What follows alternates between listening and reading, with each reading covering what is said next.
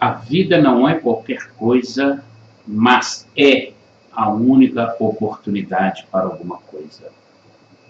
Em julho deste ano, eu estive em minha terra natal, que é Barbacena, Minas, e lá fui convidado para participar de uma festa julina que aconteceria em um manicômio.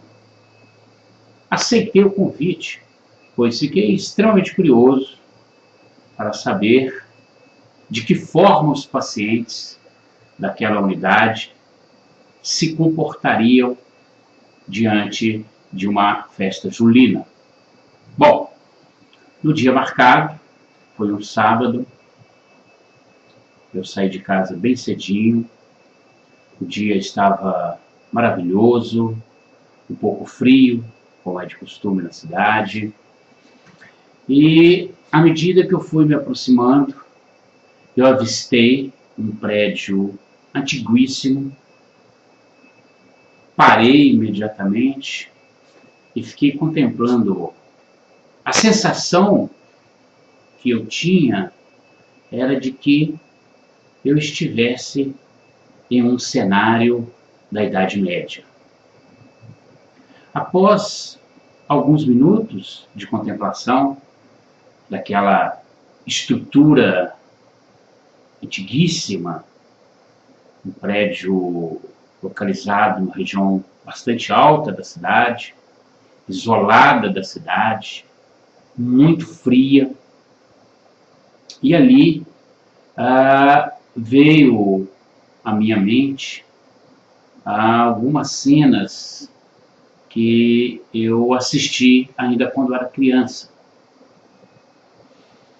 E eu me lembrei de que, lamentavelmente, existe até um filme, livro, que aborda um assunto. Existe um livro chamado Holocausto Brasileiro, que se estima que mais de 60 mil pessoas morreram naqueles hospitais chamados de hospitais para tratamento de loucos. E é muito curioso que de cada 10 pessoas que eram enviadas para um tratamento nesses hospitais, 8 pessoas eram consideradas normais. A sociedade, à época, ela não conseguia viver com o diferente daquilo que ela havia escolhido como normalidade. Isto é,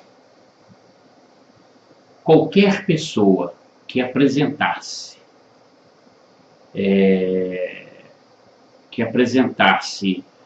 atitudes diferentes daquilo que era tido como aceitável, essa pessoa era rigorosamente marginalizada, era discriminada.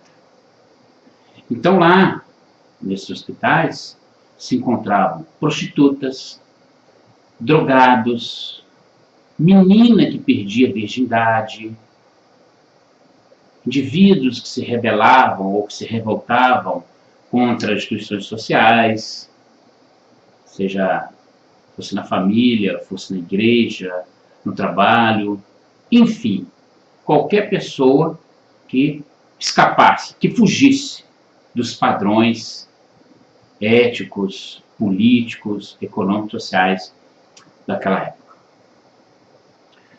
Muito bem, eu continuei a minha saga e assim que eu adentrei o ambiente, eu tive a oportunidade de caminhar internamente para conhecer seus compartimentos, e a cada compartimento que eu entrava, eu me sentia muito assustado. Eu vi muitos pacientes lá internados, dentre eles drogados, alcoólatras, prostitutas, aidéticos, com pessoas absolutamente loucas, E o cenário que eu vi a conhecer melhor, já como acadêmico, voltou em minha mente em pleno século XXI. Como é possível esse tipo de cenário ainda estar presente em nossa sociedade? E eu observei que a maioria dos pacientes é de cidades vizinhas ou também de outros estados. E que também a maioria de seus familiares os abandonou por completo. E eu vi algumas cenas que me incomodaram. Por exemplo, alguns pacientes aguardavam ansiosamente pela chegada de seus familiares. À medida que o tempo foi decorrendo, esses pacientes começaram a ficar extremamente irritados, desolados, tristes, inconformados pelo fato de começar a entender que os seus familiares não iriam chegar, que os seus familiares não iriam participar e compartilhar com eles aquele momento que talvez fosse único para a maioria dos internados, dos pacientes. Eu resolvi gravar este vídeo como forma de desabafar, como forma de protestar e, quem sabe, ser mais uma voz dentre tantas que há lá na cidade em favor de centenas de pessoas que se encontram vivendo como se fosse um submundo, à margem da sociedade. Pessoas que, em pleno século XXI, como eu dizia, ainda continuam a ser condenadas pela sociedade. Até quando? Até quando? Até quando? Não sei. Só sei que, enquanto cidadão, depois desse episódio, tenho procurado fazer a minha parte. Obrigado, até uma próxima. Para aqueles que não me conhecem, eu sou o professor Gilberto. E este blog, ele nasceu com o intuito de educar, de esmerar pela cidadania. Por isso, salvo engano, do lado direito do blog, você vai encontrar um campo para se inscrever. É gratuito. Inscreva-se. Você receberá em primeira mão todas as novidades que viermos a publicar daqui para frente no blog.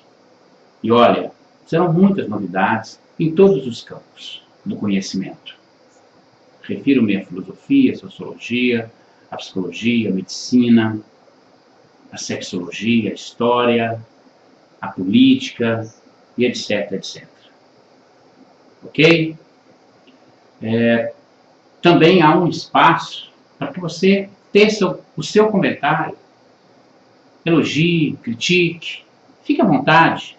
O seu comentário é muito importante, porque ele nos permitirá realizar uma avaliação e o nosso fito maior é aperfeiçoá-lo, melhorá-lo, para que possamos contribuir ainda mais com o desenvolvimento da nossa sociedade. Obrigado, até uma próxima.